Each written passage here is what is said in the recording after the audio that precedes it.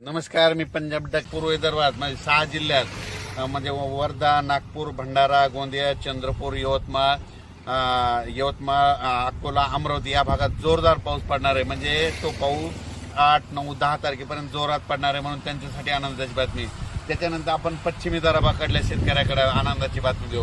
पश्चिमी विदर्भामध्ये अकोला, अमरावती, यवतमाळ, वाशिम,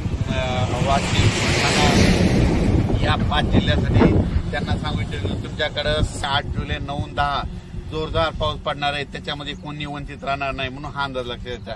त्याच्यानंतर आपण मराठवाड्याकडे वळू। मराठवाड्याकडील नांदेड, यवतमाळ, हिंगोली, त्याच्यानंतर परभणी, बीड, जालना, संभाजीनगर या भागातल्या शेतकऱ्याला परत एक आनंदाची बातमी देऊ।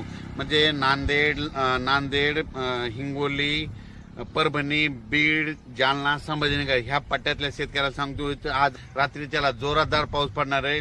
ज्यांनी पेरणी केलेली त्यांना जीवदान ठरणार आहे, म्हणून हा अंदाज लक्षात। त्याच्यानंतर परत आपण वळू इकडे लातूर जिल्ह्याकडे। लातूर जिल्हा, धाराशिव जिल्हा, बार्शी जिल्हा, त्याच्यानंतर नगर जिल्हा त्या भागामध्ये थोडा म्हणजे विखुरलेल्या स्वरूपात पाऊस पडणार आहे ह्या 4 दिवसामध्ये 8, 9, 10। पण तिकडे देखील सर्वांना पिकांना जीवदान ठरणार आहे, म्हणून त्यांनी हा अंदाज लक्षात घ्यायचा। नगर जिल्ह्यात देखील आज देखील खूप ठिकाणी 8, 9, 10, 11 जुलैपर्यंत तिकडं जोराचा पाऊस पडणार आहे, पिकाला जीवदान ठरणार आहे, म्हणून हा अंदाज लक्षात घ्यायचा। त्याच्यानंतर कोकणाकडे वळू। कोकणातील संपूर्ण म्हणजे साताऱ्यापासून ते कळवण, नाशिकपर्यंत तिकडे जोराचा पाऊस राहणार आहे। आणि त्या जोराचा पाऊस पडल्यामुळे नाशिककडे नद्याला पूर येणार आहे।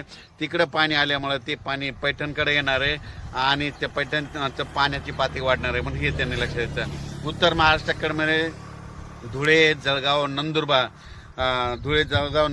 जळगाव, जामोद या भागात देखील 8, 9, 10 या दरम्यान 4 दिवस दररोज वेगवेगळ्या भागात आज रात्रीपासून जोराचा पाऊस पडणार आहे, पिकाला जीवदान ठरणार आहे, म्हणून हा अंदाज लक्षात घ्यायचा।